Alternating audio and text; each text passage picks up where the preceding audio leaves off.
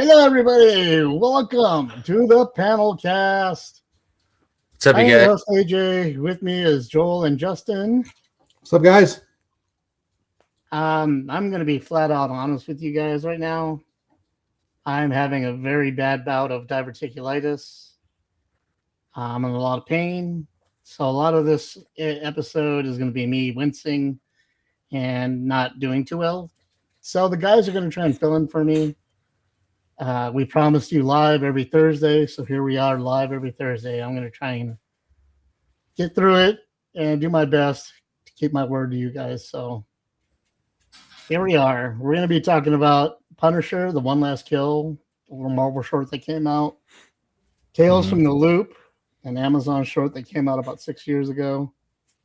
And we're going to be talking about one of the latest horror shows that come out on Apple TV, and that is Widow's Bay. Due to my pain and because of Kenny Omega's diverticulitis, Mr. AEW himself, we won't be doing the AEW match of the week. I kind of want to do the show and get the fuck out of here. So please, just bear with us. So without further ado, guys, how have you been? Oh, not too bad. Hustling. Did you guys catch up on any shows this week, or did you just get stuck with the homework? Been doing the homework. Yeah, I think that's about it. Nobody caught the season finale or series finale of The Boys? I haven't even started this season yet, to be honest. Yeah, I'm trying to get in there too as just one big chunk because I'm actually about a half of a season behind before the newest one, but not from a lack of enjoying it, but yeah, trying to stay on top of it. I know once we get a minute, I just want to binge that and watch it in one big smash. I had taken some of that time from The Boys, and not sadly, but I diverted it to Invincible. But I got all the way to the end on that and was, again, we got a lot of good stuff. Both shows are phenomenal at what they do. I do have a bit of new news coming up that I wanted to share with you guys, and maybe talk to you two about adding it to our homework for the next month. Because I'm very excited because I found out this week that one of my favorite comic books is coming to TV in a live adaptation, and that being Chew. Oh, really? Yeah, you remember Chew, right? I know of it. I never read it. But... Yeah. Excuse me. Yeah.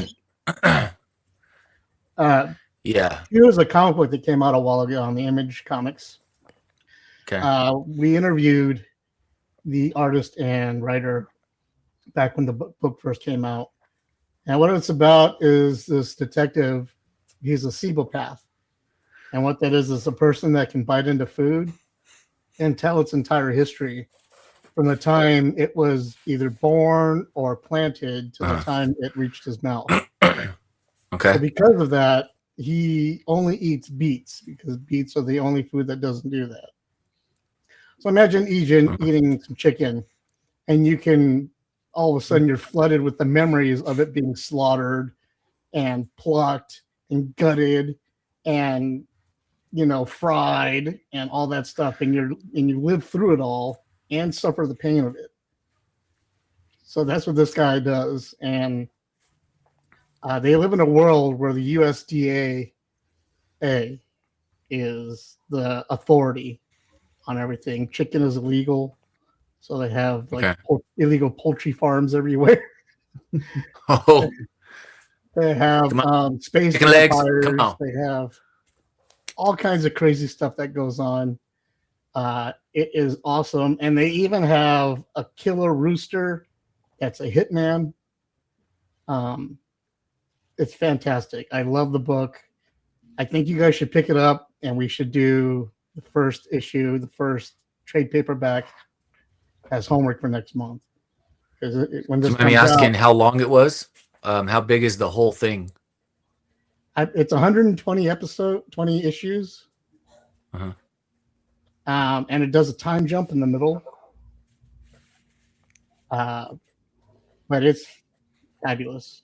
I love it. I think it would be good as an animated show like Invincible, because I think all the visuals that you're going to need for a live action version is going to make a lot of grow up. Yeah. You know, you're going to get a cross between Preacher and The Boys, except we're talking food. Yeah. That's going to make a lot of people sick. Right. I mean, we're talking Hannibal level sick. You know? So, Yeah. But I love the book itself, and I can't help but recommend it. And I think I think we should do it for our next podcast in a month. Our group. Okay. Do you think they probably got it done in maybe 5 or 6 bigger trades? You think? I have all of the trades, and it's like I think it's like 10 or 12 of them. Okay. But if you want to save a buck, drive on down, Joel. You know I got them all. Yeah. Yeah. No. I'm sure after I read yours, I'll probably have to grab a whole chunk myself. Something like that. It's an enjoyable book, and it's a fun book. Rob Gilroy, and I can't remember who the other guy was, but it's an awesome read. It'll hook you the first couple books, I promise. Okay. Cool beans. Where's the show going to be on? AMC. Okay. Okay. So it'll stick with, Walking Dead and all that stuff. So Right. Okay. I believe, or they could just put Prime. I don't remember exactly. Someone in the group chat may want to check on my facts there, but yeah, they're working on it. Cool. So I'm excited. Hopefully, it's a lot better than what they did with. What was that show? Why the Last Man? Oh, right. They ruined Why the Last Man. I think they did. HBO ruined it. As they did with DMZ, but hopefully this will be a better adaptation. Yeah. Hey, with every new project, there's a chance for success. Absolutely. So without further ado, let's go ahead and get started with The Punisher. Okay. Let's take a look at the trailer for that. Hey, Frank. How you doing, brother?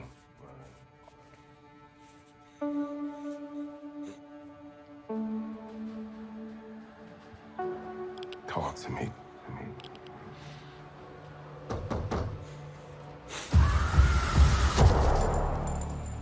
Tell me what's going on.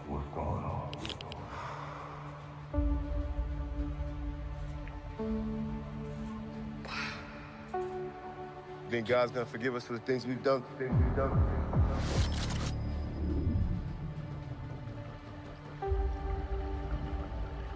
I'm not sure about me.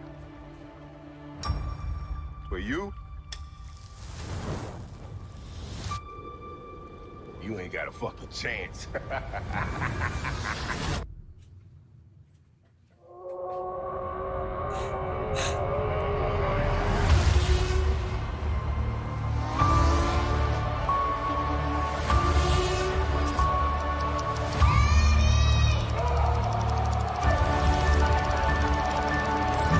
That's all you got? That's all you got? That's all you got?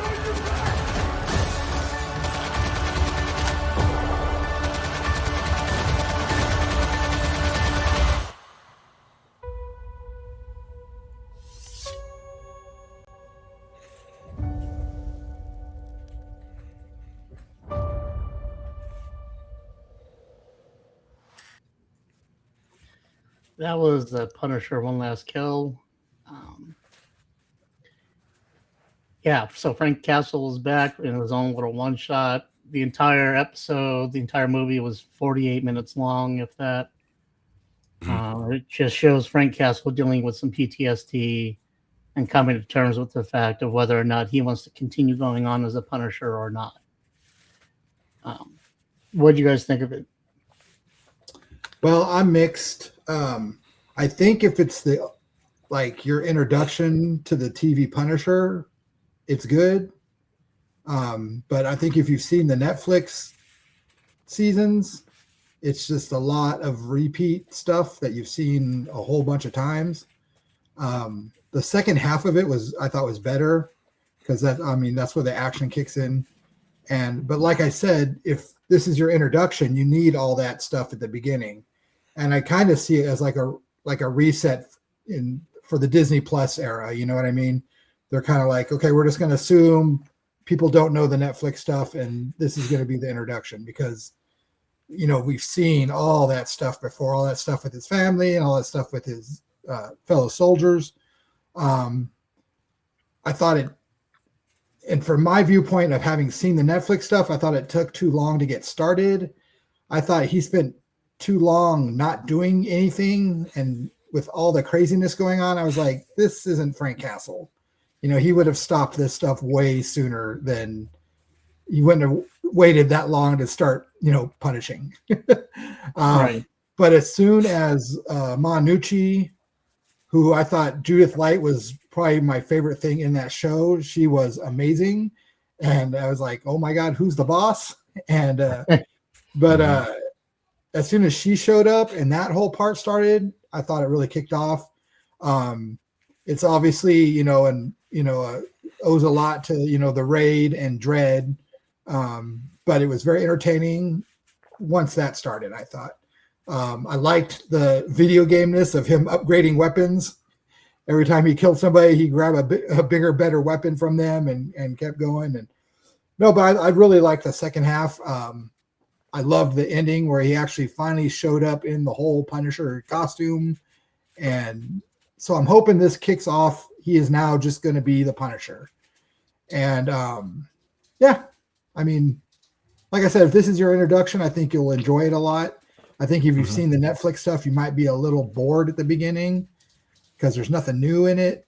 And but yeah, I'm hoping like starting with like Spider-Man, he's going to be the Punisher now, and he's going to start, making plans, and taking out people and not just happening into, because that was another problem I had with the Netflix seasons, is just him happening into, this stuff, and especially the second season. But I want him to be the Punisher. I want him to start, taking, people out and making plans and having a set goal, But I'm hoping he's usually very calculated. Right. And so far it's just been he's just been stumbling into crime and stumbling into helping people and stuff. And another thing I think is I'm hoping what they'll do with Spider-Man is I think the best Punisher stuff is when he's in other people's stories. Like even with the Punisher comics, I thought the comics usually started off good, but then they just kind of became the same thing after a while. I think the Punisher character is better as a foil to Daredevil and to Spider-Man and other characters. I think that's where he really shines. Like some of my favorite Punisher TV moments are from the Daredevil episodes on Netflix. I thought those were really great. But but I think it's a good start. I'm looking forward to him in Spider-Man because, like I said, I love it when he's interacting with, street level heroes and stuff. So, but overall, I liked it, and like I said over and over again, if I think of this in your introduction, you'll like it a lot more than if you were like knee deep in all the Netflix seasons and everything. Joel? I found the way that I enjoyed it best was separating it from everything else Punisher and enjoying it on its own. When I do that, I do think there's a lot of good stuff. Like I said, in the older Netflix stuff, when he would show up here and there and other things, certainly in Daredevil, you're right. This, like you said, if this was brand new for someone, I get how they're catching up. But yeah, we had our long moment in the Netflix series where he got to, definitely be a lot of emotion. And, I guess, like I said, it's a separate thing, and I do enjoy what they're doing with it. Major hard difference for me is that, at least reading, and I haven't read every single Punisher line that's ever done, but I was used to him, yeah, like you said, not falling into things, very calculated, being the one man. So unless he had microchip, helping out, but taking on so many people by yourself, like he had, he knew how he was getting in and out before anybody ever had a chance to figure out what would be going on. Um, but it's okay. Like I'm still enjoying their take, a little separate, but, and you're right. That was straight up comic book, because the boss wife was pissed and she was legit in the comic and he did have to deal with her. And you're right. That was absolutely fabulous. I do think you're also 100% right that I think this is Disney being able to say, okay, hey, we're going to try to do a reset for everybody. Some of you guys can you just hang on for a little bit? Let us go through this again. Like I said, the Punisher, I never really remembered him ever being sloppy. He didn't really ever have. He just was, he took all of his pain and stuff and just poured it into his calculation and his enacting his plan. So he never really got sloppy. But I think you're right. I think from here on out, we're going to see him pulling a gun out of a candy bag, like anything. Anyway, the bad guys aren't going to know what's going on. That's what I'm hoping for. You're right. Trading up the weapons. It was definitely fun when it got cooking. They did a lot more than I thought Disney would as far as gore and messed up. They definitely. It's funny too because me and my wife Kenya were watching it, and I told Kenya, I was like, "Yeah, it's probably going to be pretty tame because they're trying to ease him into Spider-Man," and I was proved wrong in the first 5 minutes. Yeah, so they gave that to us. The one that I'm still really hoping for that they really ramp up is that consistently since the Disney Punisher has been around, he's had very limited weapons, very limited sports, barely almost nothing. And that's one thing that on the next one, again, I need mags and stuff everywhere. Right. He's running really light. It's a minor fight, but like I said, he should be having like 500 rounds and different ammo everywhere. Yeah. But I think Bernthal brings some energy to it. I think he loves doing it. He's, what, co-producing this. And co-wrote it too. Yeah. So co-wrote it. Yeah. So, it's that makes me happy when I see somebody acting in something who's involved in other ways. They must really like the project. It must be really something they want to be a part of. So they're putting something into it. So I'm going to give them a go. I am ramped up. I can't wait. I think the Spider-Man situation is going to be great. I'm not sure if they're going to go comic book with it or if they're going to start, doing some new stuff. I'm open to whatever they're going to do. It looks like it's going to be a lot of fun. He had his moment. He's going to clean up, whether he shaves the beard or not. Right. He's going to get to business. A lot more growling than I'm used to from him. That one a couple times was hard to take serious. Yeah. But that the character's going through it. Like I said, if I watch it separate and I watch specifically this specific Frank Castle, yeah, he's playing it. He's playing it. He's playing it very, very well. So,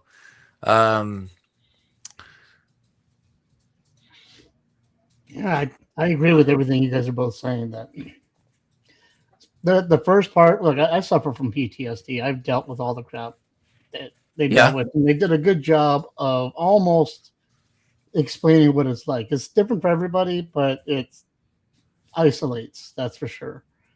And so showing that and everything in that first half was sure that like you guys said, it was touched back to everything we've already seen on the Netflix specials, but maybe we forgot. But it could have gone 15 minutes shorter, in my opinion. I think it just went on a little too long, and it was too cliche for him to get dragged out of everything. For another child to pull him out of his shit and get him to just step back into it again and realize what was going on. It's very cliche. And we've seen the story many times before, multiple times in the comics and on multiple episodes of different TV shows all over the place. But when Frank Castle gets to be the Punisher, it was fucking awesome. Yeah. Nobody's gonna argue that Yeah. fact. Right. He mowed through everybody, and he took hits. Yeah. He didn't walk away unscathed, so he wasn't invincible or bulletproof or anything like that. He took his hits, he beat everybody's ass, and he did his job, and it was awesome. Yeah. I love the guy they played, the store owner. I've been following him ever since The Wire. Yeah. So seeing him show up here Yeah. again was great. And yeah, the ending was cool too. It's just like you guys said, it was 10, 15 minutes too long. I feel like they should have cut it off a little shorter and gotten into something else. Mm-hmm. Like Yeah. I would have they should have shown more of him taking out the Nucci family. You know what I mean? Yeah, huge Right. Just point those little of flashbacks. his. They didn't take That's out the 15 huge minutes. point. Yeah, take out 15 minutes of the backstory and add in another 15 minutes of him going after these mobsters, and then Manucci showing up, and then that kicks off from there. But yeah, the ending scene with him in the actual costume and everything, I was like, finally. I was surprised that they're using the OG Punisher skull still. Yeah, I kind of was too. I was wondering if they were gonna, but who knows? I mean, because we've seen that the hand is in Brand New Day, so it may, because that Switch it up symbol's and- from the hand, right? right Yeah, when he takes over the hand, I believe. yeah. So I mean, Yeah. never know. Oh, that was more time on the Punisher than they needed to have. Well, in tradition, with the longer beginning, Right. Right. it took a little longer to get there. Our next review.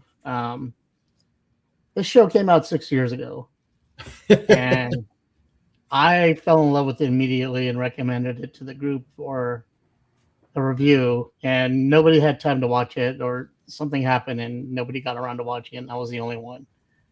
I saw it when it first came out. You weren't around 6 years ago, so I know, but I'm just saying I saw it, and I was glad when you mentioned it. I was like, "Oh yeah." you did the homework before anybody else Yeah. did. And it really snuck by. It got almost no mention years ago. I got no love from anybody. Yeah. I fell in love immediately, but I was on Amazon the other day and I came across it, and I thought, oh, that'd be a good time to maybe rewatch it and see if the guys can get into it as much as I did, because we had a couple weeks to get to watch it. So I recommended Tales from the Loop. Here we go with the trailer.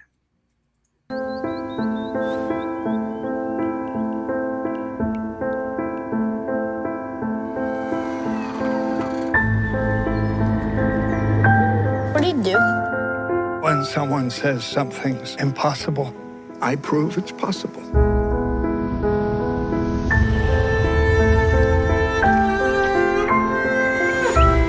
Not everything in life makes sense.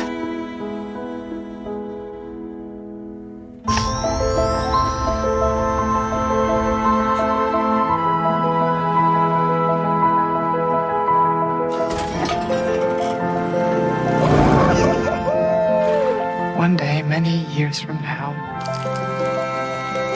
you'll wonder if this really happened. Or if it was a dream.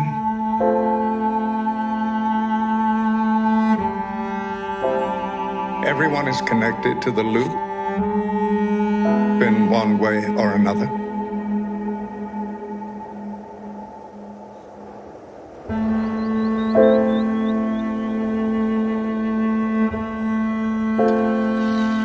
See, there's nothing to be afraid of.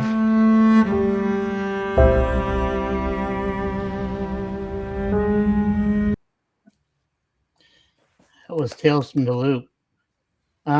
Joel, why don't you give us a rundown on what it was about? Okay, well, that totally blown it for people. There is a company in a small town that is doing many different projects that are not meant to be known to the town or anyone outside of the town. They're, like I said, without ruining it, there's each episode is going to touch on bits of the whole, but also they're kind of more individual focus on each episode for certain characters. It's a beautiful mixture between technology, but then an older aesthetic of the town itself and the people, and every inch of what you're watching is visually pleasing. Like I said, AJ, the colors, the environment of where they are. I don't remember exactly the name that they called the small town. The casting is fabulous, but it plays with a lot of emotions. It's very thought provoking. Okay, like I said, the characters are going through some pretty serious stuff in each episode, but like I said, it's a mixture of real and not real, and you're not sure. You're not sure. I wish they had continued more, but they did a pretty sweet job in the amount that they did give us. I had just watched it originally just because of the casting, and that's why I was like, "Oh, ooh, what's this?" So, AJ, do you remember how you originally fell into it? Did you know about it before it was coming, or did it kind of, like I said, you just fell into I it? knew nothing about it. I just came across the artist for the book, Simon Stollenhog, Yeah, and I remember seeing all of his books, all the art, like the Electric State and all that Yeah. stuff from his books, Yeah. and heard that this was coming out, and just saw the imagery, and the sci-fi from the imagery hooked me automatically.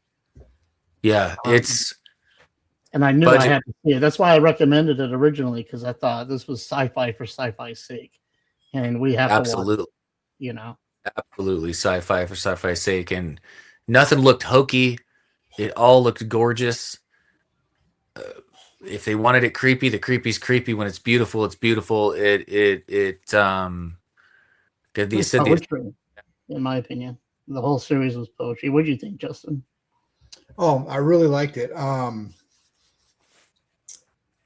Yeah, the way everything looks, I like the timelessness of it. It's like you don't know when it really takes place. It feels like it's in the 80s, but they never really say, and you can't really tell. The cars are real indiscriminate. There's no cell phones. It's all rotary phones, and even the technology is kind of advanced, but like primitive. It's not like super high tech. You get the feeling that tech is only happening in that town. That that tech is again only by that company in that town, and everybody else is like Eureka. Yeah, and also that it's been around for a while, because there's be kids walking through the field, and there's just some weird object in the field, and then that object will have a point like 2 episodes later. And that's another thing I like is the characters, like how there'll be a real minor character in one episode, and then 2 episodes later that character is the focus of that episode. And that was really, really well done, because by the 4th episode I was wondering, ooh, who's going to be the focus of the next one. So I'm watching all these background characters, wondering who's going to be focused on next. It was really cool. I haven't finished it. I'm only on, it's 8 episodes. I'm on episode 5. So, but so you haven't even, oh my God. I'm getting goosebumps just thinking about it. Like your experience. Drop on you. Like you said, every episode fills in more pieces for but it's also standalone too, like you were saying. But it's really, really interesting. Really, it's hard to describe, but like really like soft spoken. It's not like it's like a quieter show, everything's very dramatic but not slow. It's really hard to describe. It's like very engrossing. Like you just happen upon this town and they just happen to be this way. Like it's not shocking, it's not riveting, it's not new, it's just how it is. Yes. And everybody's cool with it. And because like I said, that's another indication that this stuff has been around for a while in this town. Everyone's just kind of used to the scrapper, you know what I mean? It's just right. It works in the junkyard, and a private homeowner can go buy one, and Yeah, And no, that it's multiple people have been working there for a long time, and it generationally. generation, and it's a career that you're the grandfather was in, and then the mother, and then their son's going to go into the same job, and it's just been that way. Well, since in one episode the grandfather mentioned he Yeah. started in his 20s or something, and Yeah. and he's like one of the people that created it. So, but yeah, no, I like it. I like how they don't, like I said, don't set a definite time or place that it takes place in. It's just kind of could be any time in any town. You know what I mean? But yeah, no, it's really cool. It's not like it holds your attention, but it doesn't like grab your attention. You know what I mean? There's nothing like going, blah, check this out. It's all very mellow but not boring, and will just hold your attention the whole way through. It's I very love different. that. I love how every episode is a different type of sci-fi. Mm-hmm. Like you don't get the same sci-fi in each episode. Yeah. It's just sad because this was supposed to be an ongoing series, Yeah. Mm-hmm. but it got canceled because of low viewership because people didn't understand it. They didn't finish I the don't think series. they really promoted it though either. There really wasn't, There was a lot of commercials and stuff when it came out. See, I don't ever remember seeing it ever. I don't remember hearing about it, and I've had Amazon forever. You know what I mean? So I don't know. Right. Well, maybe it was just focused for a specific audience or something. Yeah. I don't know. Maybe the algorithm or whatever messed up back then. But I wish it would have gone on. It would have been like a more updated, like Twilight Zone type of stuff. Mm-hmm. Outer Limits. That's what it was. Yeah. It could have been more like Outer Limits, but all tied into this town. I think what happened was people got to like episode 3 or 4. And then they were like, well, this is not going anywhere, or it's not holding or it's too soft, or something. And if they would have just given it to the whole season, and see that this whole season is just one self-contained story and beautifully done and weaved, and I wish I could write this well. Yeah. And they still left, a certain level of mystery. Obviously, like I said, Justin, you haven't finished it, but still, there's still pockets that could have, like you said, AJ filled more time. But you don't want to leave the world. I don't know about you guys, but once I watched an episode, wherever I went after that, I do remember it kind of sticking in my brain all day, or whatever. I kind of watched it. Paid more attention to stuff, like more attention to junk and stuff after I watched it. Because in that show, every piece of junk can be something magical. Yeah. I hope that maybe things can get a resurgence. Suddenly things can pop up again and get all of them do it. They'll restart promoting something they've done in the past, old shows, old movies, and then all of a sudden, hey, you never know, a second time around. Now, can you get the whole team back? Can you get everybody and get the same magic? I know that can be tough sometimes, but we never know. We never know. Have you guys come across a favorite episode yet? It's weird because, like I said, I'm only on episode 5, but I think so far my favorite episode, I believe, is episode 2, where the two friends switched bodies. Yeah, that one. But then I love episode 5 because it touches on that family, and you see that whole situation from a different viewpoint. Mm-hmm. And you realize, this family that's mourning their son. Yeah. The real family that should be mourning doesn't even know that their son is gone, and the family that is mourning doesn't know, except for the daughter, doesn't know that the son is still there. And number 2 is my favorite episode, but a big part of that is because of episode 5. To me, it's like a sandwich, and like the first episode, like bread, and you got your tomatoes, and by the time you can't pick a favorite episode, because now as a whole sandwich, like you said, AJ, the writing, they give you just what they want you to know when they want you to know it, and when slap comes, it's at the timing is perfect, and you can't go back from there. You're just like, oh. And then Oh. episode 2, which is my favorite, has the main reason those two guys got in a fight was over this girl that had almost no lines, but then she's the main character of episode 4. And so it's like, it's just really cool the way they do it. I was a big fan of the time stopping one. Yeah. Just because it touched base on a lot of things I've thought about if I was able to stop time. Except I would have stripped everybody naked. Well, at the end, she did throw all her mom's clothes out of the house. So, so you weren't too far off. Right. No, that episode was really cool because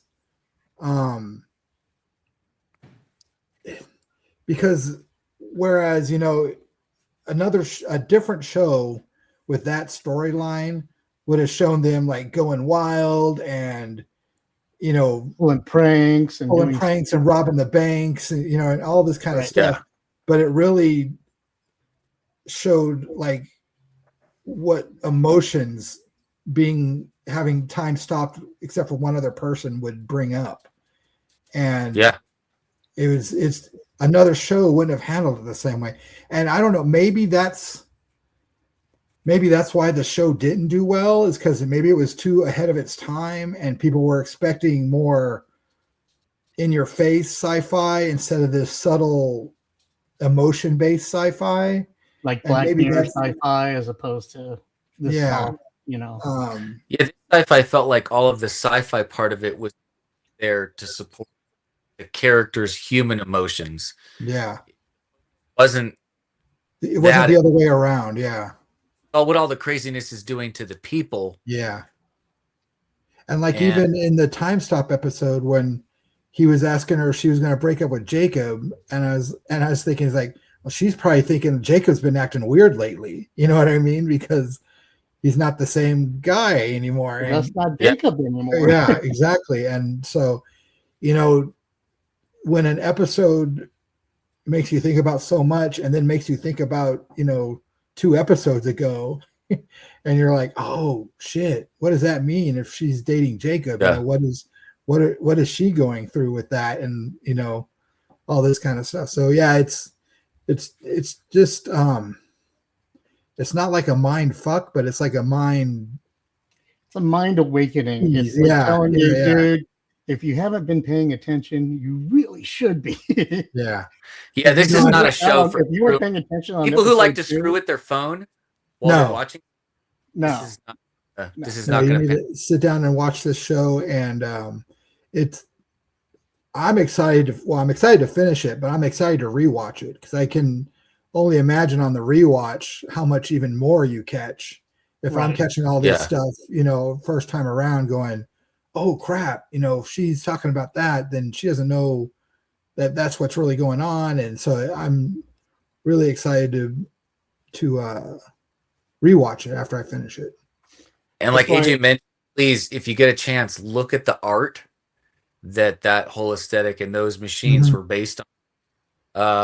Like I said, AJ remembered the guy's name. I remember way back when I saw it in the beginning, I had looked up and I looked at a bunch of the art, and you're gonna love it. And they nailed, I thought, the best they could of what he saw in the art. So he had another movie come out, which we talked about last year, The Electric State.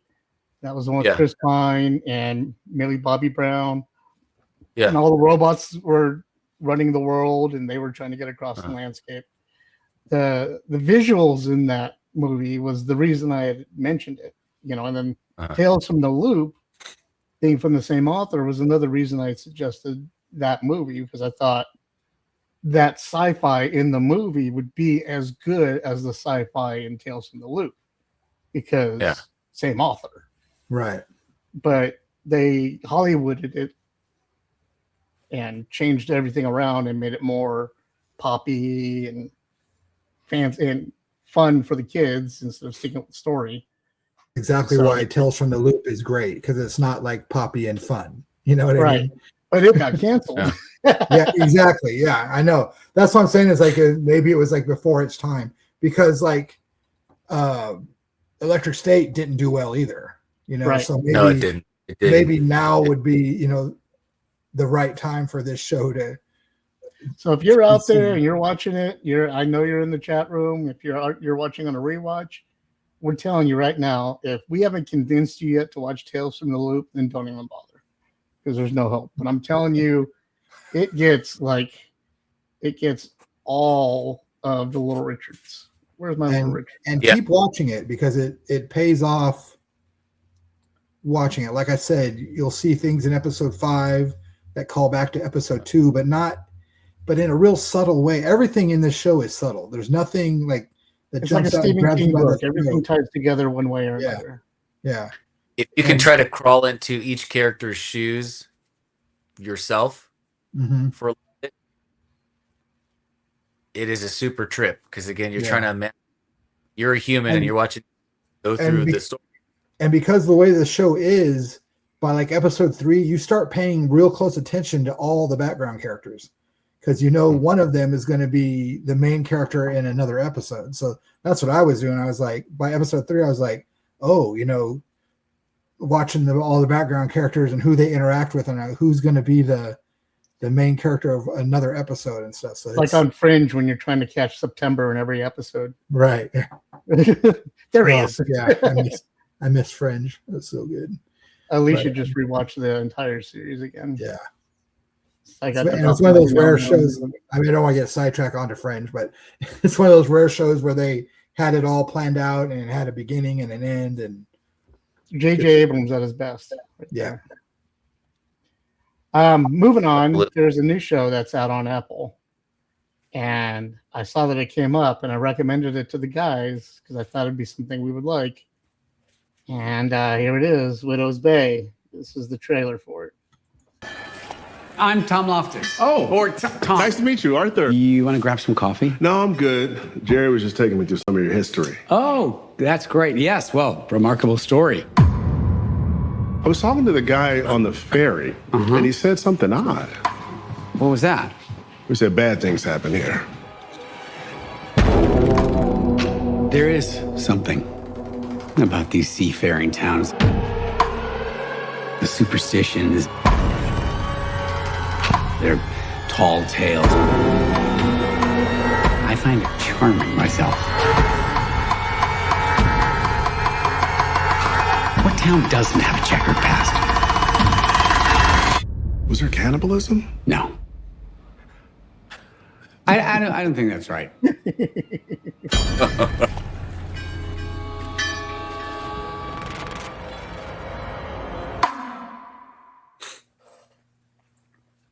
So we are about 5 episodes in right now. I only caught the first episode because like I said, I've been in pain all day, so I haven't been able to focus.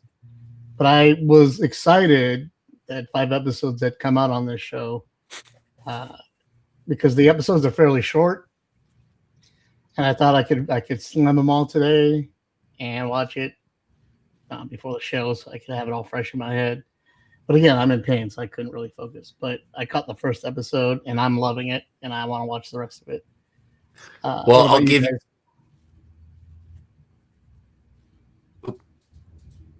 Go ahead, Joel. Okay, my bad. Well, I'll just give you a little pep talk. If you already loved the first episode, I promise you, because I made it to about the beginning of episode 4, and it's going to keep getting you and keep biting you. And from the very opening, you felt that looming badness. You feel that looming dread, but then also randomly comedy weaved so perfectly in these moments, these quick moments that are just, they're funny, but not ha funny. But you know what I mean? I mean, maybe Right. Situational funny stuff, but then half a second later, you're knee deep in some fear, man, and watching the slow burn of a character. The mayor is he's going through it. Well, yeah. quick background on what the show's about. If the trailer didn't give you everybody everything. Basically, there's this island called Widow's Bay off the coast of Maine somewhere, I believe. Yeah, it's Um, northeast. Yeah. yeah, northeast. They have the best lobster in the country, apparently. Yeah. And they have this history of bad shit happening to it. Every time the fog rolls in, some bad stuff happens. And a reporter, the mayor, is trying to get publicity and get tourism and get all that stuff up so that they can become a town like Martha's Vineyard or Bay Harbor or something like that, just so they can attract more money and get better income for the families and better stuff for the people on the island. Well, you find out the island is stuck in like the 80s, with technology that doesn't really work. They can't get Wi-Fi out there. They can't get cell phones to work out there. They can't get any type of new age technology whatsoever. They have basic old school cube TVs. They're like this big, you know.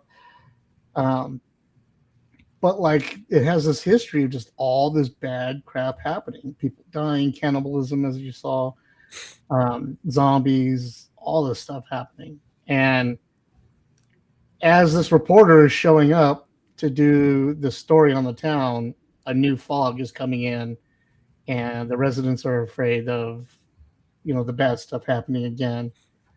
And the mayor is trying to be like a disbeliever, but at the same time, he's slowly creeping over to the other side because some shit keeps happening that tries to convince him otherwise. Oh boy, does it keep... That's what I got from the first episode. Okay, well, let me tell you, he definitely has to get some learning the hard way. But I for him because you saw in the beginning, like, he really is trying to save the town from utter destitution. If they don't figure something out, they're in deep, deep, deep trouble. So he's kind of like more likable to me than the mayor in Jaws, where he's just like, look, we can't be doing this shark business right now. We're opening for summer. The town needs this, but absolutely no, man, there's a shark. So, I've got the same kind of vibe, except, I liked him more. I think he did have a legit reason. And the mayor is played by Matthew Reese, in case you didn't see on the... Yeah. And so I think he really is desperate to try to do the right thing. He's getting no love from anywhere. He's got the best supporting cast of wacky characters with him. The casting is... Even the minor characters show up and kill it. It's... yeah, you're going to love what's coming. I'm trying so hard not to say a single word. It out how I How found far it. have you gotten, Justin? I just finished episode 3. Okay. So yeah, and it's good. It's like, it is one story, but what's cool is like every episode is like a different myth or folklore or thing, because the thing about this island is not just one thing that's happening. It's all kinds of different like myths and folklore and stuff that is happening. And so like each episode is like spotlights a different thing. But yeah, it's very, very Stephen King, very Mike Flanagan. So if you're into that stuff, me and my wife were watching it, and she's like, is this like a Stephen King story? I was like, no, it might be a Mike Flanagan show. And then it wasn't either of those, but if you're into that stuff, it's very much like is an homage to that type of stuff. Even if in the trailer, even the font was very Stephen King font, Yeah. And, but no, it's really good. Super creepy. And that's another reason it reminds me of like the old school 80s stuff, is like, it's really creepy, but then it has some like humor, like you were saying, like old, 80s horror did. And, it's really good. It's a fun watch. And just like you at the very beginning, I was like, oh, this guy's like the cause, but he pulls away from that pretty quickly. That's your first impression. You feel bad because he's already racked up by episode 3 a good roster of extreme awkward situations. Yeah, and he's not so much doing this for he cares just as much about the people in the town as he does for the town itself. And I think that's the difference Yeah. between him and the mayor from Yeah. Jaws. The mayor from Jaws just cared Yeah. about the town's reputation and not looking bad. Yeah. This guy really wants to help the people in this town, and he's frustrated if they don't want to help. Well, he thinks they don't want to help themselves. And so that makes him We're certainly not helping him. Right. That makes him way more likable because he's not like, oh, you're ruining the town's reputation. He really does care about the people in the town as well. But no, it's good. It's the production design is off the charts. Great. Yeah. Everything looks very realistic, but very creepy at the same time. It's not like hokey creepiness. And it's like, well, no one would really have that, in their house. It's all very realistic, but creepy at the same time. And no, it's just it's a fun watch. It's and it's good because my wife's not a huge horror fan, but this is the type of horror that it's not super heavy or super malevolent, and it's fun. It's like you get creeped out, but you have a good time. Yeah. But I think it does add to, I think even from being a little kid, like you guys were talking about, the type of feel or this type of story, the small town, they even play on that. You saw even in the trailer how they're kind of like, haha, tongue in cheek about, these little towns. I think I now, this show sealed the deal. I do have a legit adult fear to go to a small, isolated northern. I am like, you know what? I think I'm going to go tropical for the vacation this year. Like the legit, they have sealed the creepy vibe of such a place. And I'm sure they're all super, but I'd be just, the whole time. I'll tell you, my wife and I went to, for our honeymoon, we went to Salem, Massachusetts. And so it's crazy because that side of the country is just so much older than the West Coast, and it has just a whole different vibe, and everything is a little creepier, and everything is a little, because the streets are like cobblestone, and it's got a whole different vibe. So it's everything back there is just a little more inherently creepy just because of the age, and aged by like mist and just years of water and storm. Yeah. Like the hotel we stayed in used to be just a residence, but they had turned it into a hotel. So, everything, it's crazy because everything is so much smaller back there, like doors and staircases and everything is not like in California. But it is. It's just a whole different vibe back there, and everything's so old. And this show captures all that really well. Yeah, that's what anything with seafaring stuff is a sweet. anything with the sea and old fisherman tales. Sold, done for sure. It's got that blob feeling to it. Mm-hmm. At first, I thought that maybe they were actually. I was thinking, oh man, did they just like do the fog, and they're just doing it different? But then I was wrong. Yeah. I was wrong. Quick second, I'm like, wait a minute. Well, that's what's cool. It's kind of taken a little bit from all these different things that we're really familiar with, and then just kind of mixing it up in a different way. So it's got total nostalgia vibes, but it's a whole new thing. Yeah. But they do it's a lot like, it's a whole different show, but that feeling it gives you is kind of like they did with Stranger Things. It's like it gives you these feelings of nostalgia, but with a whole new ingredients, and they do a really good job of it, I think.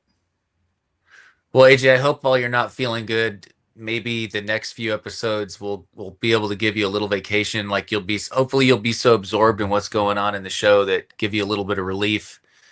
Certainly, like I said, the mayor's suffering through some stuff with you. You're both going to be suffering together because he's definitely have a hard time. I don't want you going through what you're going through, but I guarantee you when you keep watching this, you'll be like, you know what? I'm not sure whether I want to keep what I'm dealing with or what he's got. You're going to be like, It's not like I have a choice in swapping it up there, you know. So, no, exactly. But you know what I mean? But I think that it'll keep your attention. And I think it'll give you some, give you some good stuff and make you feel a little better for a little bit. Okay. But it gets even more of a good time. I promise. I kind of wish it would have come out in the fall because I would really like to watch it. Yeah, like, it's really not in a summer October. show. No, it's like there's been a couple shows that came out in the summer that I just full on waited to the fall to watch. And I was like, I don't even want to watch this in the summer. So I may rewatch this, in October when it's Right. I often wonder about those choices where like you think it's just a slam dunk makes sense to release something at a certain time. Disney had all these Star Wars things that were happening and not a single one of them happened on May 4th. Stuff like that, or like you got your Christmas movies that are not near Christmas. Yeah. Whatever, or the opposite. But yay, I don't know. We get them when we get them. Speaking of which, Mandalorian Grogu in theaters right now. Yep. Just came out today. They could have knocked the date back just a pinch, and man, theaters would have blown apart on May 4th. Yeah. Well, they wanted to do it for Memorial Day because they get that whole The holiday weekend. weekend. Yeah, I get it. I think May 4th was on a Monday too, right? Wasn't it? Yeah. I think it was, They did. It was the season finale of the Darth Maul show was on May the 4th. Was it so last day? Okay. yeah, Which was awesome. yeah, it was really good. Fabulous. I have high hopes for the Grogu movie. And Mandalorian movie. I think.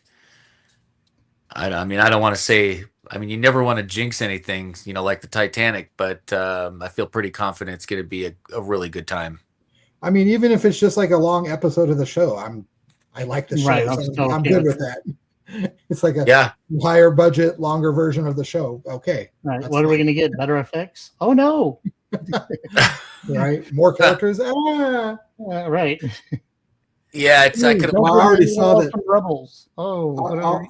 Already saw that What's His Face from Rebels is in it. So Yeah, we I'm both. al- Yeah. yeah. So I'm already happy. Yeah, it's gonna Well, be some good get your ass stuff. out there and go watch it. But I think that wraps us up for this week. Okie doke. Anybody else have anything else they want to add or talk about or discuss? You know what? I got my book, but we'll do that next time. Oh, you know what? I do want to hear that, Justin. Are you sure? Yeah, give us a Yeah. little something. A little something. Go for it. Um, Justin's going to give us a little shots from the studio right now. Justin, take it away. all right. So I just got this book. It's called Neverland, and it is a role-playing supplement that is compatible with D&D 5e. It's a campaign setting, so it's set in Neverland, with Peter Pan, Captain Hook, and all that. And it is written, and the writer and artist is Andrew Kolb, and it is about 170, 175 pages. So it's not huge, but it's very cool. I run a D&D game with myself, my wife, my daughter, and then a couple of our friends and their son. And my daughter's 13 and their son is 12. And so I'm going to run this campaign setting, and it is what it says. It's just set in Neverland.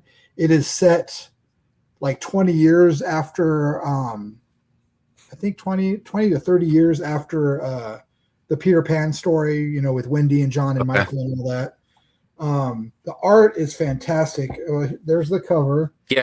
Can you give us what's that? Give us let me see the inside a little bit. Give us just a little. I will. But there's the cover. It's got this cool gold leafing on it. It's got the ribbon page marker, which I always like. The art is great. The page borders got these cool vine work. I love all that stuff. Got that sweet storybook perfect feel. No, it's Art. very storybook looking. The art is all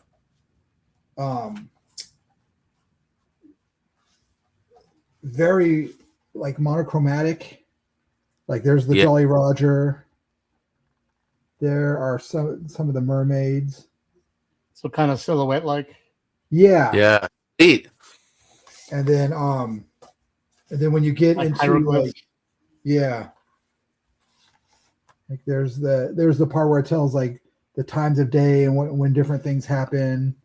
There's Hangman's Tree. That's the tree where like the Lost Boys live underneath. Yeah. But no, it's very cool. It's one of the few like role playing books I actually read cover to cover. Because even in all my years of playing D&D, I've never read the books cover to cover. I just look up what They're pretty hardy books. They're pretty hardy. They're like more reference than anything. Right, exactly. It's got a cool monsters and encounters for you to have inside, and all their stats and like how you would meet them and where you would meet them. And then in the back, it's got a nice fold out map of Neverland. Oh, nice. And then it's got the hex version of it. Okay. Sweet.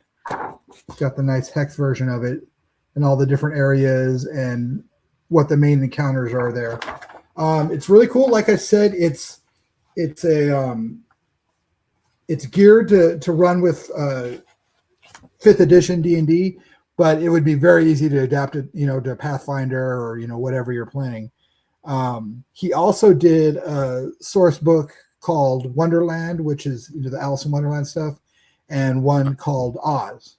So I'm going to be checking those out too. But I'm a huge Peter Pan fan, and this has all that in there. It has all the characters that you would think of that would be in there. Captain Hook, John, Wendy, and Michael. But like I said, this is decades after the story, so they've kind of got some cool twists about how those characters have ended up since then. But like Smee, everybody's in it. It's got lots of cool story suggestions. Excuse me. Lots of cool story suggestions of where to take your adventures, and then it leaves a lot open for you to come by yourself. And then something else that's very handy is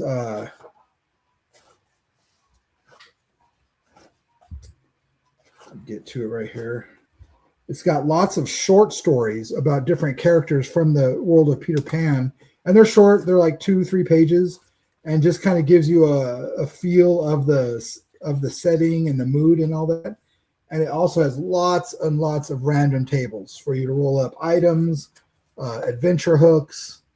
There's all kinds of stuff, and there's, as you can see, there's like art all throughout it.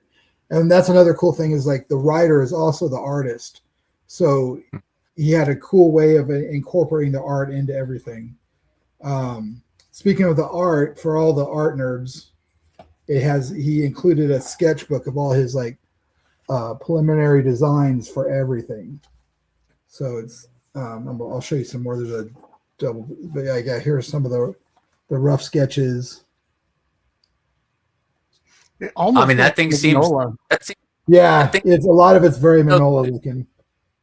It looks so good to just own, even for some people who may never even use it. It looks like it's still a fun book.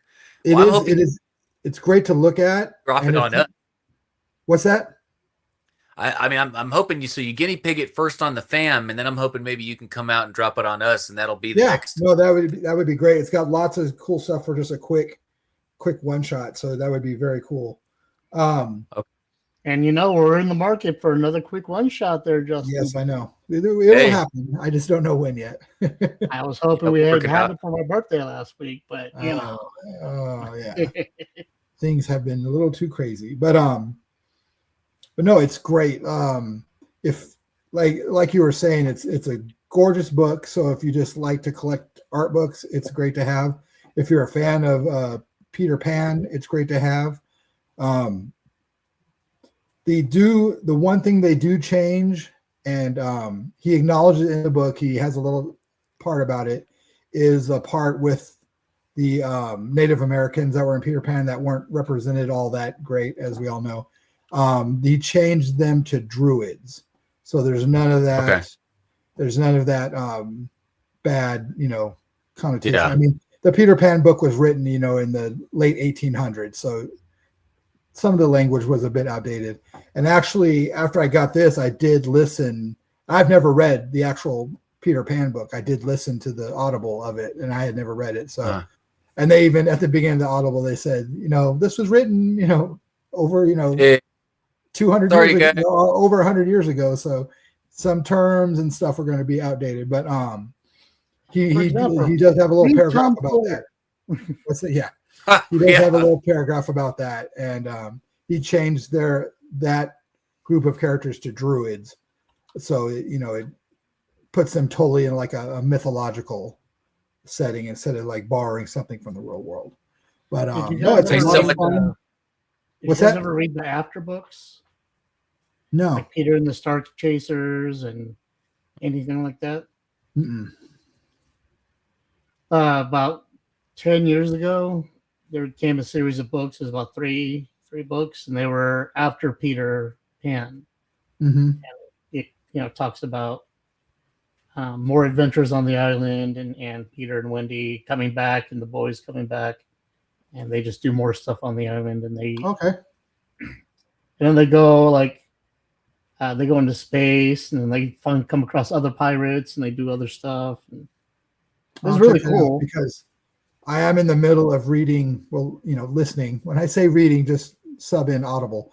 But I'm in the middle of reading "The Child Thief" by Braun, and it's his version of like the Peter Pan story. It's much darker, so I may check those out because I wanted to like start reading some of this other like Peter Pan centric stuff, before I ran the game.